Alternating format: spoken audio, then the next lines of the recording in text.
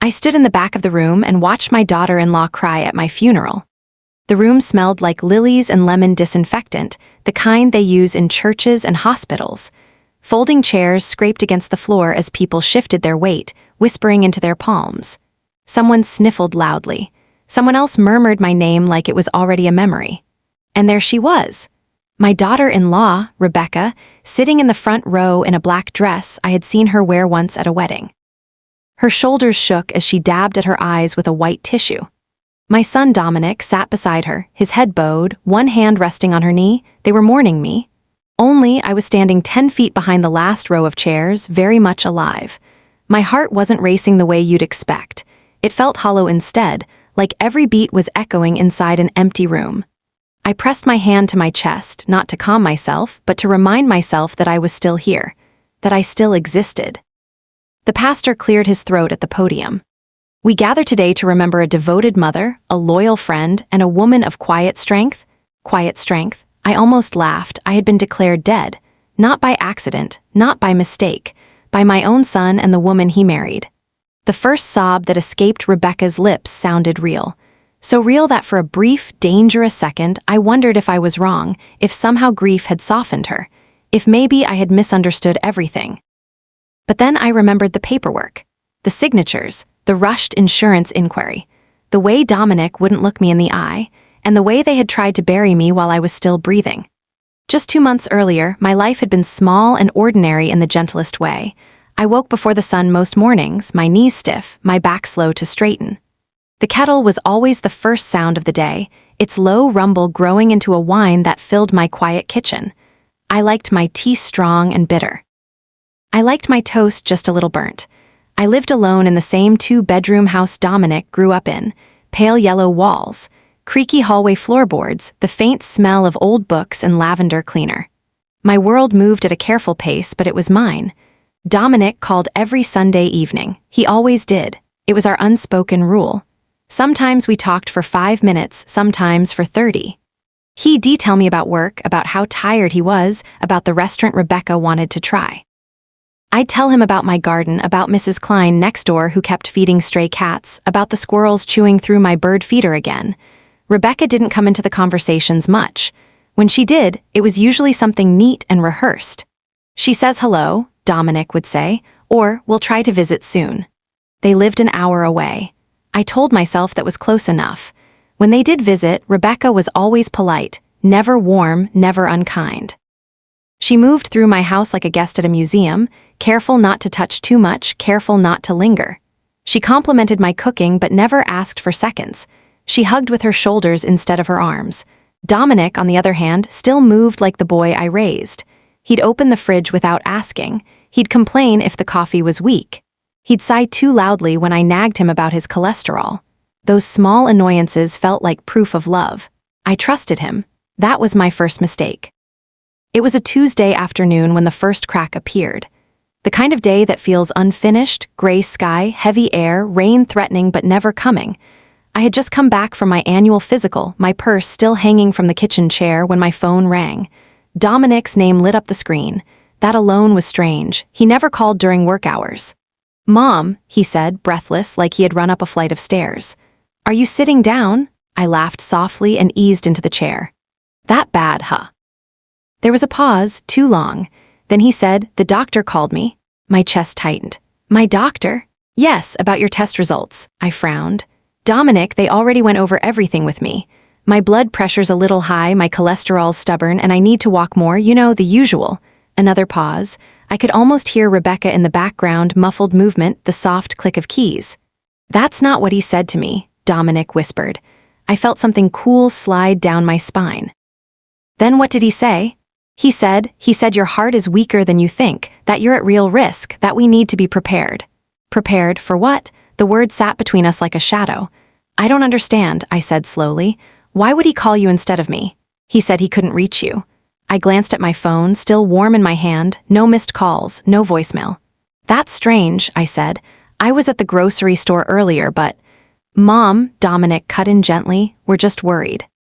That's all, Rebecca's really worried. My name on her lips felt strange. "Rebecca S. worried about me?" I asked, trying to sound light. Yes, he said too quickly. I should have pressed harder then. I should have asked for the doctor's name, the exact diagnosis, the reason for secrecy. Instead, I said, well, tell her she doesn't need to be. I'm not going anywhere just yet. Dominic exhaled like he'd been holding his breath. We want to make sure everything's in order, just in case. In order, I repeated. Yes, paperwork, insurance, things like that. I laughed again, trying to brush away the unease. You sound like I'm already in the ground. There was a silence so heavy I could hear the static on the line. Then Dominic said softly, we just love you, Mom. That night, I lay awake listening to the ticking of the clock in my hallway. Each second felt louder than the one before. I told myself I was overreacting. I told myself this was what grown children did when their parents got older. They worried, they hovered, they prepared for futures no one likes to imagine. Still, sleep wouldn't come. Over the next few weeks, the questions started piling up. Dominic asked about my life insurance policy, how long I'd had it, who the beneficiary was, whether everything was up to date. Rebecca sent me a long message one afternoon about how important it is to have a clear plan. They both suggested, separately, that maybe I should add Rebecca's name somewhere just in case something happened to Dominic. It was subtle, gentle, always wrapped in concern, but there was a push beneath it. A hurry. I caught it in small moments. The way Dominic rushed me through conversations, the way Rebecca's eyes flicked to her phone whenever I mentioned a future plan, the way they both seemed relieved whenever I spoke about feeling tired. Still, I told myself the same lie many mothers tell themselves. They mean well. They're just scared. They love me. Love can wear many disguises. I just didn't know yet that one of them looked like a coffin. At the end of the month, I came down with a bad chest infection. Nothing dramatic, just a stubborn cough that rattled me at night and left my ribs sore. The clinic gave me antibiotics and told me to rest. Dominic insisted I let Rebecca drive me home. She was unusually attentive that afternoon, opened the car door for me, held my elbow as I stepped onto the sidewalk, kept glancing at me like she was memorizing my face. You scared us, she said softly as we drove. I had a cough, I answered. She smiled tightly. You never know how fast things can change. When we reached my house, she didn't leave right away. She stood in my entryway, looking around slowly, like she had never really seen the place before. You've lived here so long, she said. Yes, I told her. This is where Dominic took his first steps. She nodded, eyes lingering on the walls. So many memories. Something in her tone made my skin prickle. That night, as I swallowed my pills and pulled the blanket up to my chin, I felt watched for the first time in my own home. A week later, I would open my mail and find a document I had never requested. An insurance claim form, with my name on it. The insurance claim form sat on my kitchen table for 3 days before I touched it again. At first, I told myself it must have been a clerical error, something mailed automatically, some crossed wire in a system I didn't understand. Errors happen all the time these days. Computers send letters to the wrong people. Policies get flagged for no good reason. But every time I passed that table, the envelope watched me. On the 4th morning, I made my tea and carried it over with both hands like I was afraid it might spill if I moved too fast. The paper felt strangely heavy when I lifted it, as if it had soaked up all the questions I had been avoiding. The form was already partially filled out. My full legal name, my policy number, my date of birth, and under claim type, a box had been checked with dark blue ink. Death benefit. My fingers went numb. I stood there staring at my own name printed above the word deceased, and for a moment my mind couldn't make the leap. I kept expecting my eyes to correct themselves, for the letters to rearrange into something that made sense. But they didn't. Someone had started a claim on my life insurance. Someone who knew everything. I folded the paper slowly and sat down. My kitchen felt different then, too quiet, too still. Even the clock had stopped ticking, or maybe I had stopped hearing it. The beneficiary listed at the bottom wasn't just my son. It was Dominic and Rebecca. Equal shares. I had never added her. Not once. I didn't call Dominic right away. That might sound strange, but something inside me said I needed to understand before I confronted him. Once you accuse someone, there's no going back to what you believed before. I wasn't ready to lose the last clean version of my son just yet, so instead, I called the insurance company. The woman on the line had a cheerful voice that felt completely wrong for the conversation we were about to have. "Thank you for calling," she said. "How can I help you today?" "I received a claim form in the mail," I told her. "For my policy." "Yes, ma'am," she replied, tapping at her keyboard. "That would be the pre-processing packet. Someone initiated an inquiry regarding your benefits." "Inquiry?" I repeated. "On what grounds?" There was a short pause. "Then, on the grounds that you were reported deceased." The words hit me like cold water. "I am very much alive," I said carefully. Another pause, longer this time. I heard her fingers freeze over the keys. "I see. One moment, please." Soft music filled my ear. Some instrumental version of a song I didn't recognize. My reflection stared back at me from the dark window. Gray hair pulled back, faint shadows under my eyes, a woman who looked exactly as alive as she felt. The representative returned, her voice no longer cheerful. "Mrs. Carter, the inquiry was submitted by your son, Dominic Carter.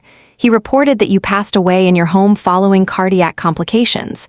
He also submitted an unsigned copy of a death certificate request." "Unsigned," I whispered. "Yes, ma'am, which is why no payout process has begun. We flagged it for verification." "Verification? So, he told you I was dead," I said. "Yes, ma'am." The room tilted slightly.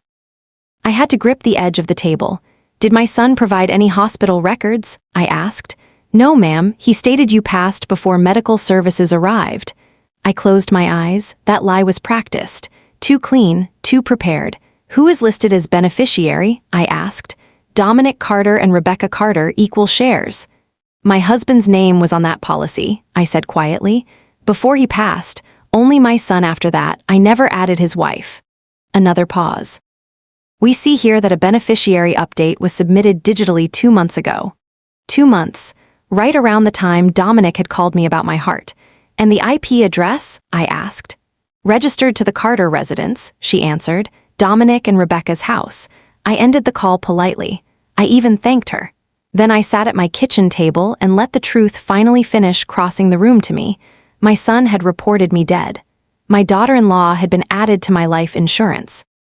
And a claim had already been initiated. They hadn't just talked about my death, they had begun the paperwork. That afternoon, Dominic called. I watched the phone ring 3 times before answering. "Mom," he said, warm as ever. "How are you feeling today?" "I'm breathing," I replied, a half laugh on his end.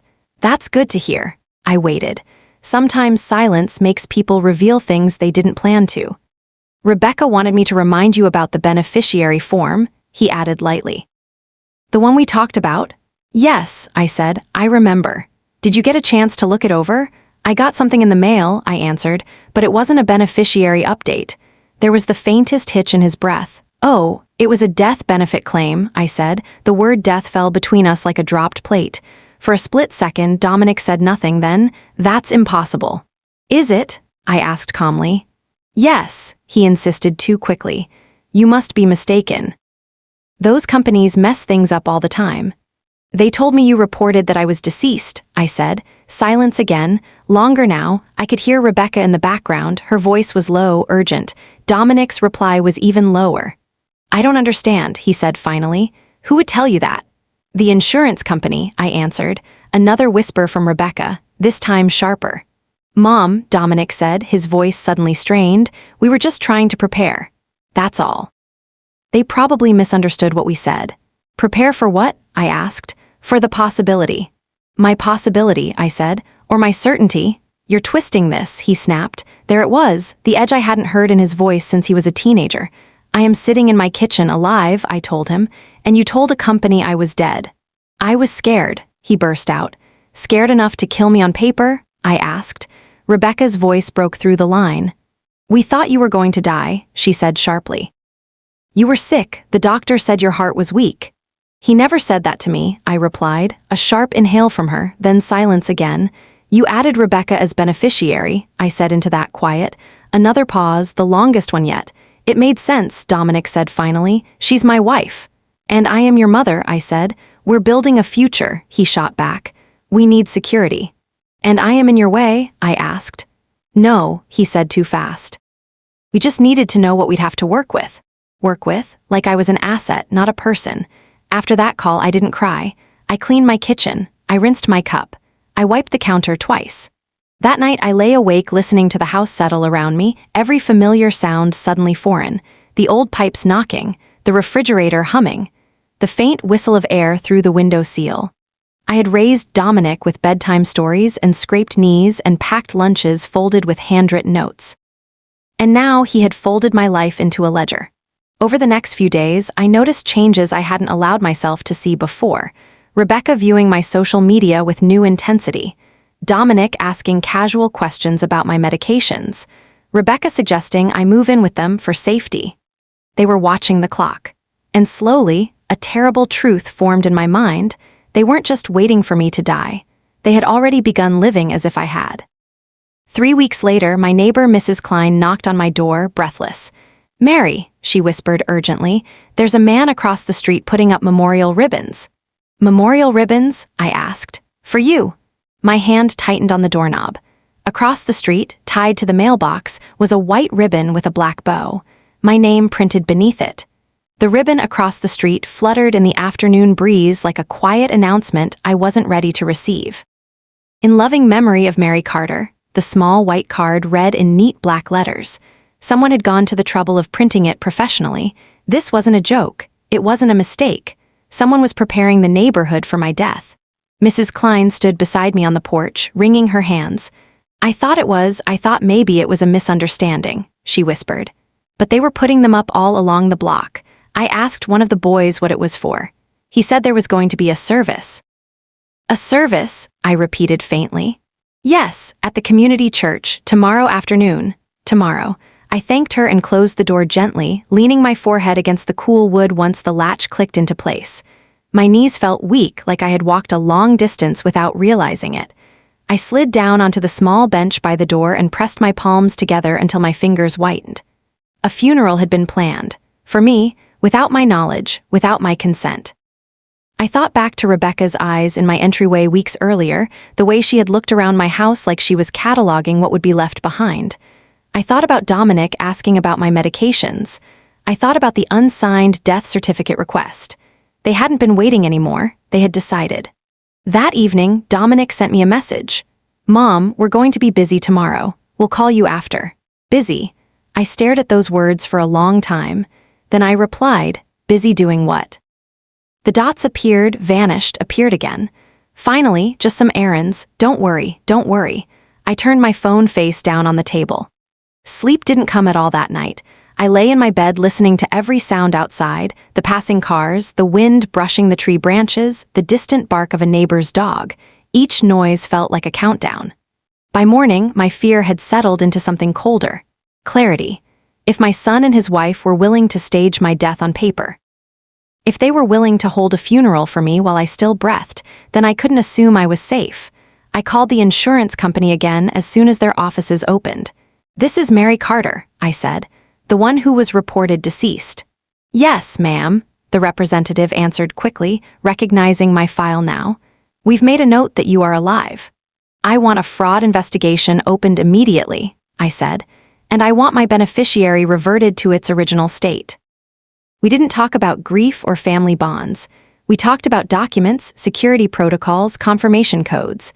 The language of protection is always colder than the language of love, but it works. By the time I hung up, the sun had climbed high enough to cast long, sharp shadows across my living room floor.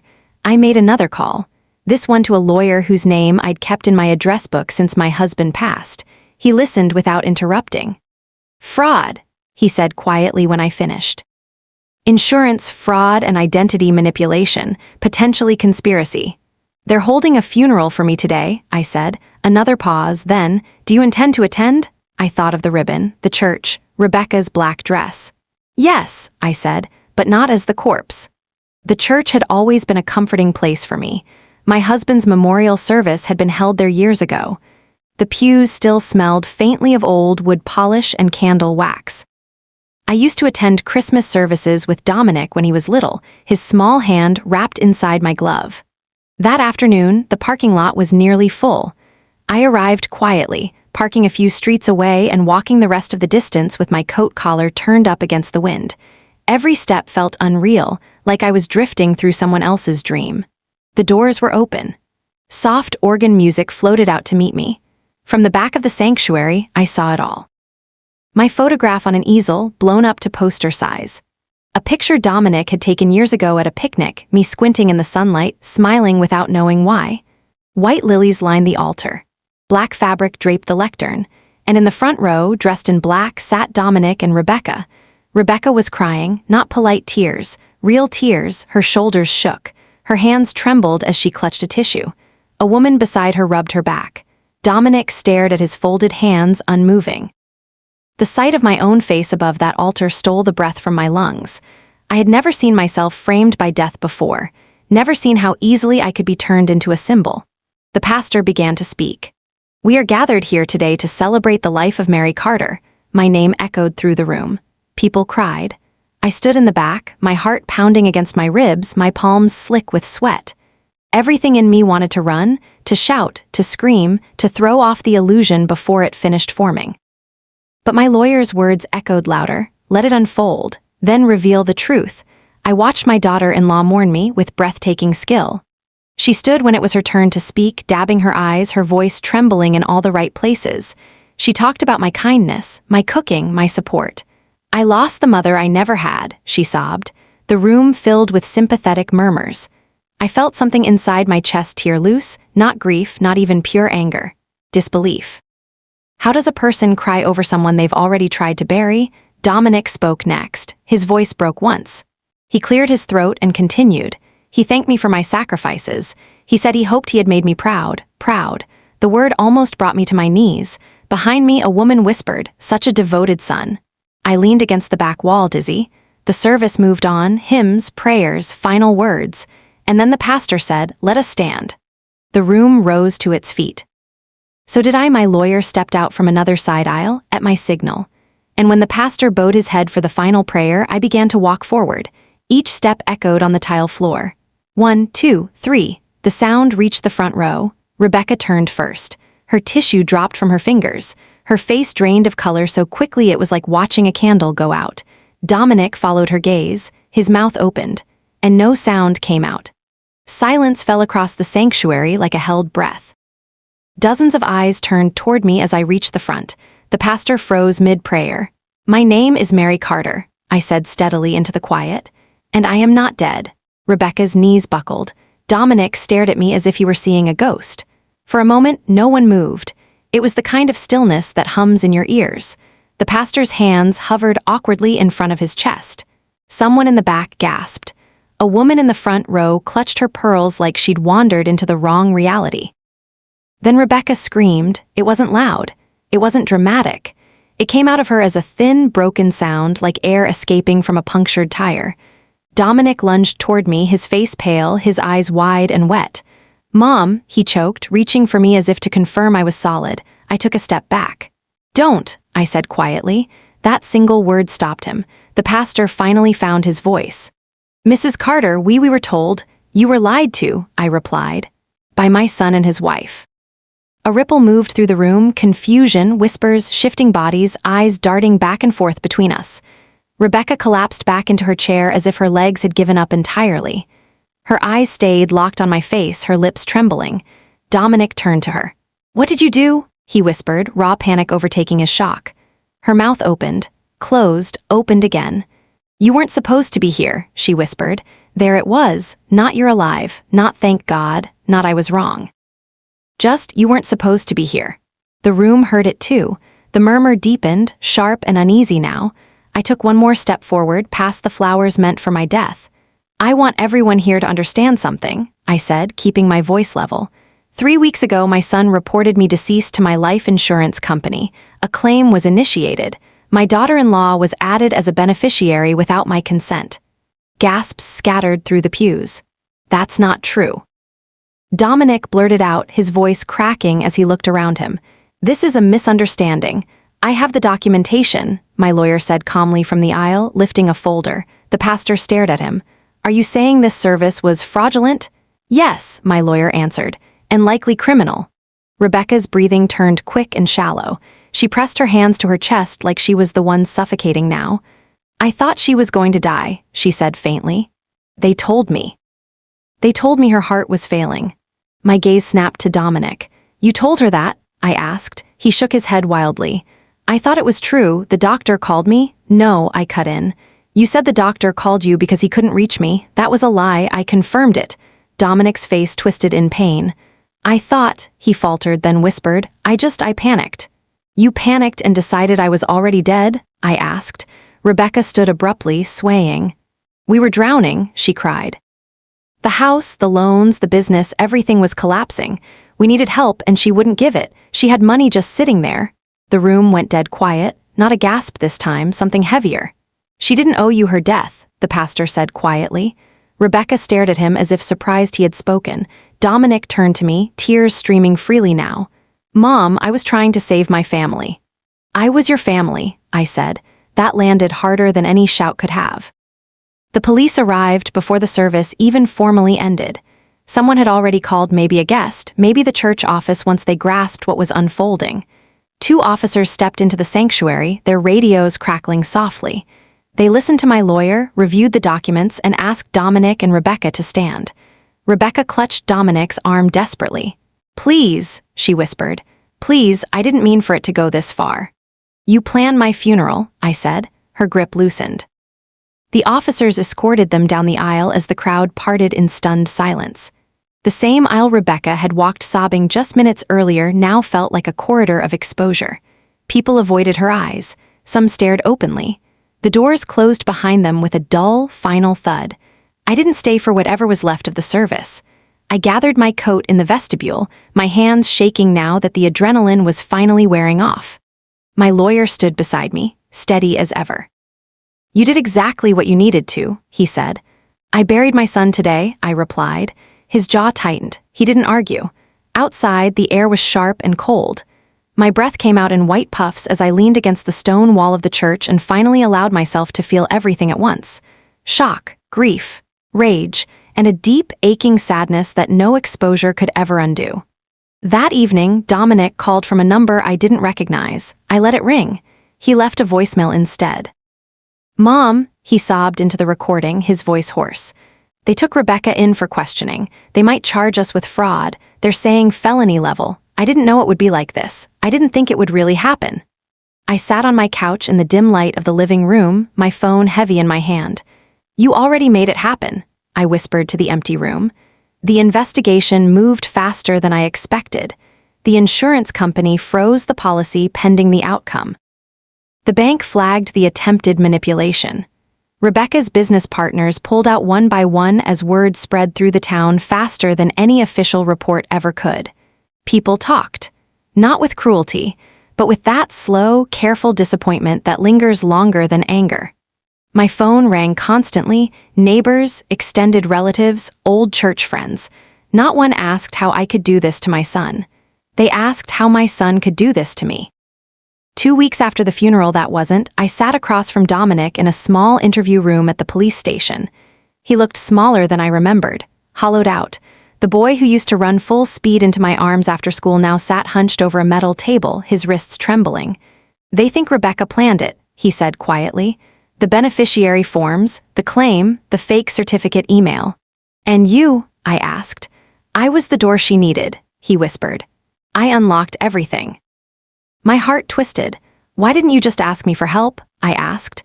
"Because I was ashamed," he said, "and because she kept saying you wouldn't understand, that you cared more about your money than about us."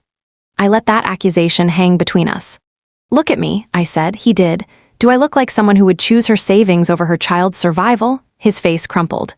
"No," he whispered. When Rebecca was formally charged, Dominic wasn't spared. Conspiracy carries its own weight. I attended the first hearing alone, sitting in the back of the courtroom the way I had once stood in the back of that church. Rebecca didn't look at me. Dominic did. And for the first time since the day I raised him, he didn't look like my son. He looked like a man who had lost the right to be. Yet the deepest wound wasn't legal. It wasn't public. It was the quiet moment weeks later when I walked past Dominic's childhood bedroom and realized I didn't know where to place the love anymore. The house felt too big after everything happened. Not empty exactly, but unsettled, like the walls themselves were trying to decide who I was now. I moved from room to room touching things that had once belonged to Dominic, a scuffed baseball glove in the hall closet, a science fair ribbon still pinned to the corkboard in his old room, a faded photograph of us at the county fair when he was 10. I didn't cry over those things. Not yet. Grief has its own timing. It doesn't respond to commands. Instead, I focused on order. The lawyer advised me to change every legal protection I had. New passwords, new locks, new power of attorney, a revised will, a living trust. Each document felt like another door quietly closing behind me. It wasn't revenge, it was survival. One afternoon, as I was leaving the bank with a stack of newly notarized papers tucked under my arm, I saw Rebecca's sister across the street. She hesitated when she recognized me, unsure which direction to walk. I made the decision for both of us and crossed toward her. "I'm so sorry," she said immediately, eyes brimming. "I had no idea, none of us did." "I believe you," I replied. She nodded, relief washing across her face. Then she hesitated. "She always thought you were withholding." "Withholding?" I asked softly. "She told us you controlled Dominic with money," she said, "that you held it over his head." I felt a slow ache open in my chest. "I never once used money to control my son." Her voice cracked. "I think she needed to believe that." So did he, I realized. Believing I was cold made their betrayal easier. Dominic called again a week later. I answered this time. "I just wanted you to hear it from me," he said quietly. "Rebecca took a plea deal. She admitted to the beneficiary change and the claim initiation." "And you?" I asked. "I admitted I knew about it," he said. "They charged me too." My hand tightened on the phone. "I'm not calling for money," he added quickly. "Or help, I didn't want the last thing between us to be silence. The quiet stretched between us anyway. "I won't abandon you," I said finally, "but I won't protect you from the consequences either." His breath shuddered through the line. "That's fair." It was the first adult sentence I had heard him speak in months. The town moved on faster than I expected. Scandals fade when new dramas arrive. Another arrest, another rumor, another tragedy on another street. People stopped whispering when I walked into the grocery store. Some smiled gently. Some looked away out of awkward respect. Mrs. Klein still baked me cookies every Sunday. The church sent me a handwritten letter apologizing for what they'd unknowingly hosted. Life didn't return to normal, but it didn't end either. One morning, as I was drinking tea on my back porch, my phone rang with an unfamiliar number. It was the insurance fraud investigator. "We've concluded our review," he said. "Your policy remains intact. No fraudulent payout occurred. All attempted transactions were stopped." I closed my eyes in quiet relief. "You were lucky," he added gently. "No," I said, "I was alert." That summer, I did something I hadn't planned. I sold the house. Not because it held pain, but because it held the past in every corner, and I wanted space to breathe without memory bumping into me on every stair. I moved into a smaller place near the river. First night there, the air smelled like water and wet grass. The sounds were unfamiliar, frogs instead of traffic, wind instead of sirens. My furniture looked smaller in the new rooms, so did my sorrow. Sometimes we need new walls to redefine our grief. Dominic was sentenced in early fall, 2 years probation, mandatory restitution. Court-ordered counseling. Rebecca received prison time. I attended neither sentencing. Not out of cruelty, out of preservation. A few weeks later, a letter arrived in my mailbox. The handwriting was Dominic's. Inside, just one page. "I don't ask for forgiveness. I ask to earn it if time ever lets me. I will live with what I did for the rest of my life.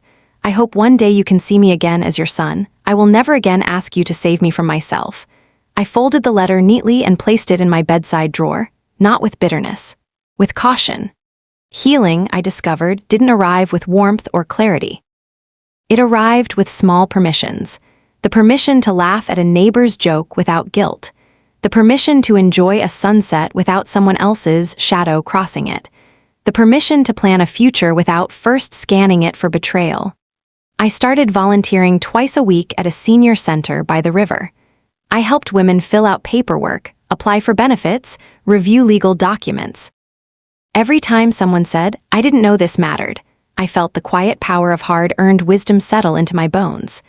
One afternoon, a woman in her 70s looked at me over her glasses and said, "You sound like someone who's been fooled before." I smiled gently. "Only once." "And survived it," she said. "Yes," I replied, with eyes open.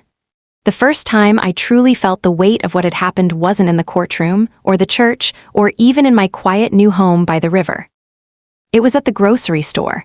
I had just placed a loaf of bread on the conveyor belt when the cashier looked up at me and said, carefully, "You're Mary Carter, aren't you?" I nodded. Her eyes softened with something like awe. "I heard what your family tried to do to you. I just want to say I'm glad you're still here." The woman behind me reached forward and touched my elbow gently. "Me too." It startled me, not because it felt intrusive, but because it felt sincere. The story had moved through the town in whispers and headlines and courtroom schedules. But what lingered wasn't the shock. It was the quiet admiration that comes when people realize something terrible didn't break you. The local paper ran a short article when Rebecca officially entered her plea. Wife sentenced in insurance fraud case, son receives probation. No mention of funeral theatrics, no mention of the church, just the facts. Yet everyone knew, Rebecca's bakery closed within the month. Dominic lost his job shortly after sentencing. Their names became cautionary echoes in town, spoken softly, usually followed by a shake of the head, not with hatred, with sadness. One evening, while I was watering the small patch of wildflowers I'd planted behind my new home, Dominic appeared at the end of my walkway. He hadn't called. He hadn't written. He just stood there, hands in his pockets like he used to when he was nervous. For a moment, I considered pretending I hadn't seen him. Instead, I set down the watering can. He took a few tentative steps forward. "I won't stay long," he said quietly. "I just needed to see you once in person." I studied the lines in his face, new ones now, remorse carves faster than time. "I'm listening," I replied. He swallowed. "They've taken everything from us, the house, the business, the future we thought we had." "You took something from me too," I said gently. He nodded. "I know. I won't rebuild what you burned," I continued. "But I won't erase you either." His shoulders sagged with both relief and grief. "That's more than I deserve." "Deserving and living are not the same," I replied. He lingered for a moment longer, then stepped back. "I'll keep my distance," he said, "until you don't want me to." I didn't answer. Some silence isn't punishment, it's patience. As the months passed, something unexpected happened. People started coming to me. Quietly at first, neighbors, friends of friends, women who had heard my story and recognized pieces of their own inside it. "I think my son is hiding something. My daughter's husband keeps pushing me to change my will. They keep saying it's for my own good, but it doesn't feel right." I never told them what to do. I just listened and reminded them that concern doesn't rush you to the grave. The church asked me if I would speak during a Sunday service in late autumn, not to rehash what happened, but to talk about boundaries, trust, and the danger of mistaking guilt for love. I stood at that same pulpit where my memorial photograph had once stood, and I told them I was almost buried by the people who said they wanted to protect me, and I learned something I want to pass on to you all. Love that asks you to disappear is not love. It is fear wearing your child's face. You could feel the truth move through the room. That winter, Dominic broke his probation by missing a mandated counseling session.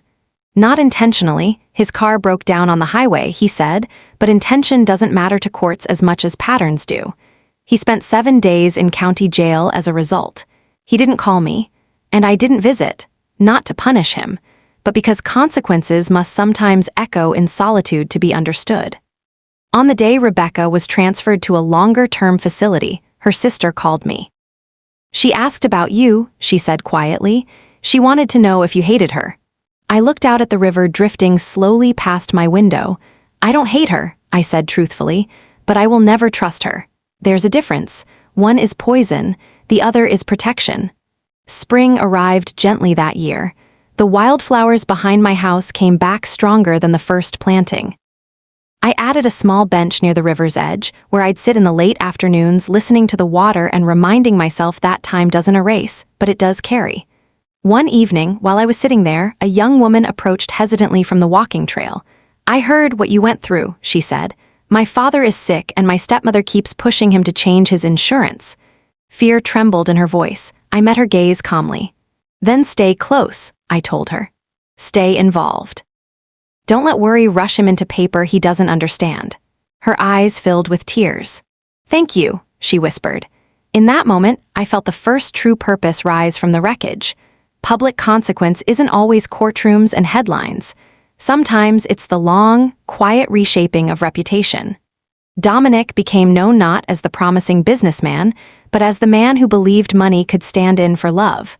Rebecca became a lesson whispered into late-night conversations. And I became the woman who stood up at her own funeral. Yet not all public consequence looks like justice at first glance.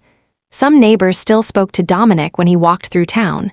Some even defended Rebecca, softly, uncomfortably, reminding others that desperation can grow monstrous teeth. I didn't correct them. Understanding doesn't require agreement. One afternoon, as I was leaving the senior center, I saw Dominic's probation officer speaking with him near the entrance. Dominic looked thinner, tired. He glanced at me across the parking lot, hesitant. I gave him a small nod, not forgiveness, not rejection, recognition. He nodded back. That night, alone in my home, I lit a candle and placed it on the windowsill, not for the son I had, not for the daughter-in-law who betrayed me, but for the woman who survived being erased. Healing did not arrive the way people imagine it does. It didn't come with relief flooding my chest or a sudden, clean sense of peace.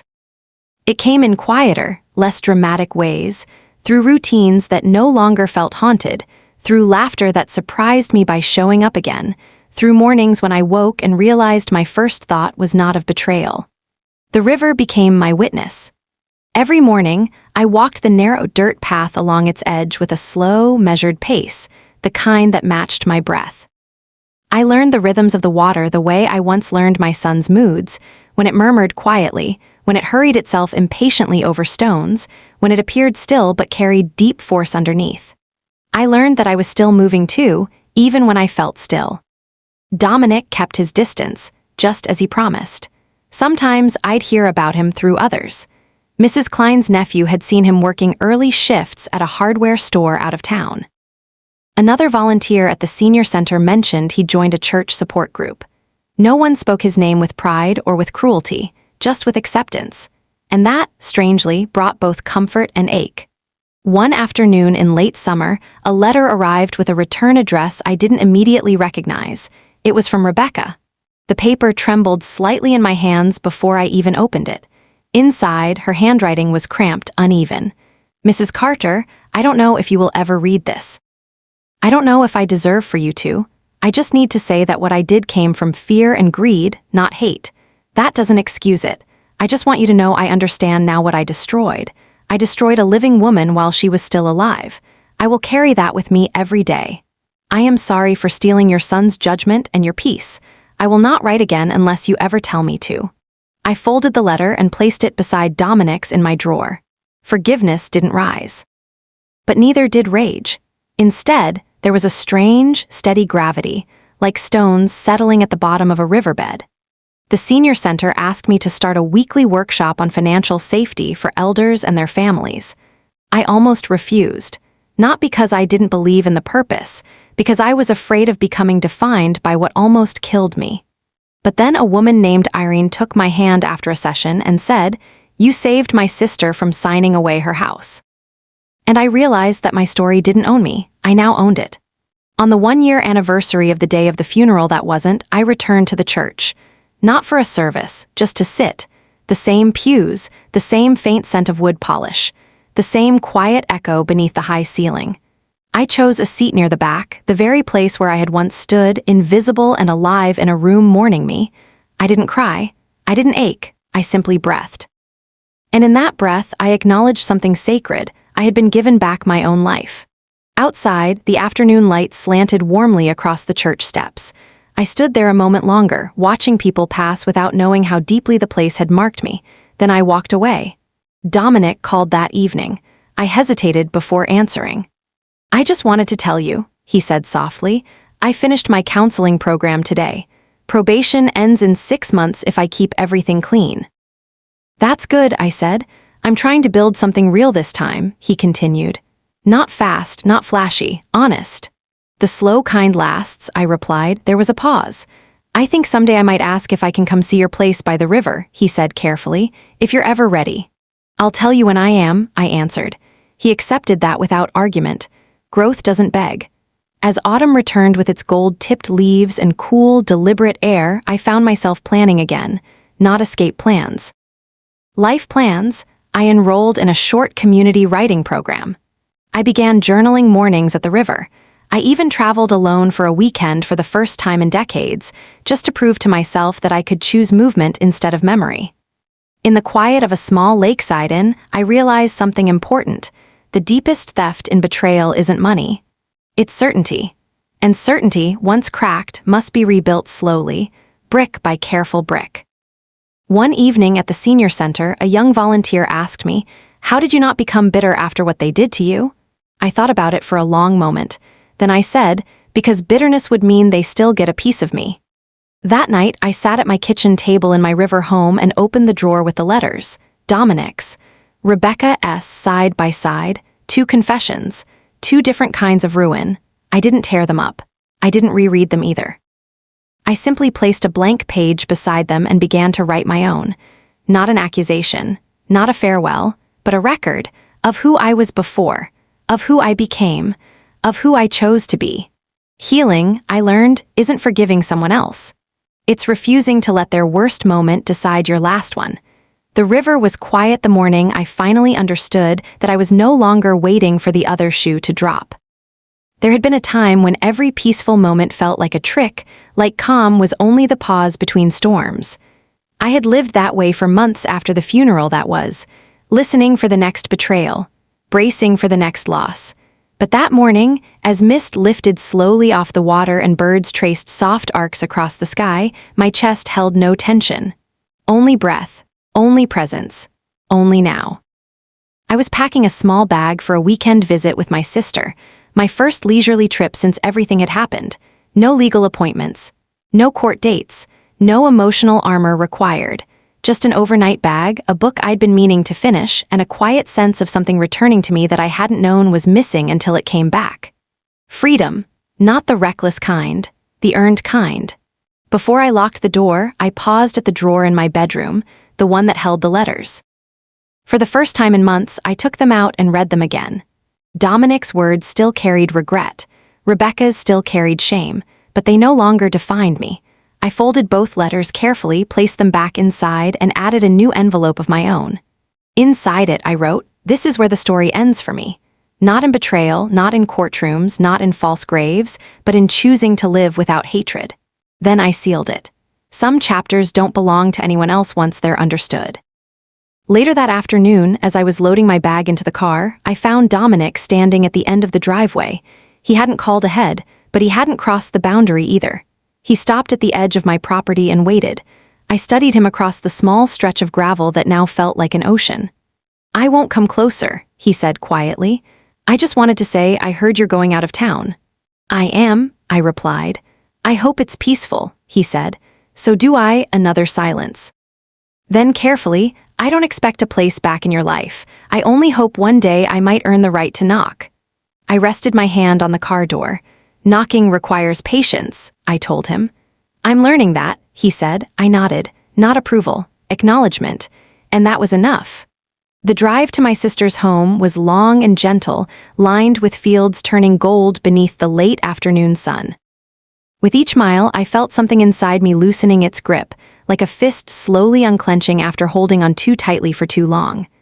That night, sitting on her porch with warm coffee and cicadas singing in the dark, she asked me the question everyone eventually asks after they think the crisis has passed.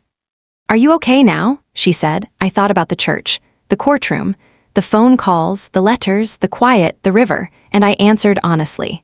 "I am whole," I said, "even with the scar." Time does not return what was taken. It returns something else, perspective, distance, and if you allow it, wisdom.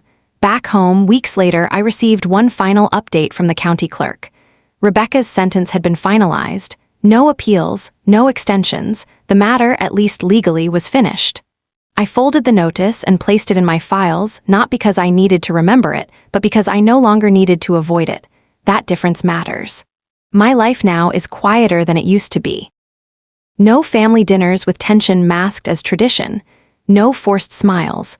No background anxiety disguised as love. Instead, I have mornings that belong only to me, conversations that do not require caution, plans that do not hinge on someone else's hidden agenda. That's not loneliness. That's peace. Sometimes, when the sun is setting just right over the river, a strange thought crosses my mind. If I truly had died when they said I did, none of this second life would exist. No bench by the river. No sister's porch in the twilight. No quiet laughter at the senior center. No evenings where the only thing expected of me is to be present. They mourned a version of me that did not yet understand her own strength. But the woman who survived that funeral, she was born afterward. And here is the truth I carry now, heavier than fear but lighter than bitterness. Betrayal taught me how to choose myself without apology, not in anger, in clarity. If you had asked me a year ago who I was, I would have said, a mother, a widow, a caretaker, a background character in other people's emergencies. If you ask me now, I will tell you this. I am the woman who attended her own funeral and decided to live louder afterward. So I leave you with just one question, the kind that doesn't demand an answer out loud, but lingers quietly where truth lives. If the people you trusted most tried to erase you for their own gain, would you disappear in grief, or would you step forward and write the rest of your life yourself? If this story stirred something in you, fear, strength, recognition, or hope, then you are not alone. And if you're walking through something heavy right now, remember this. Being counted out is not the same as being finished. Sometimes it's the very moment your real life begins.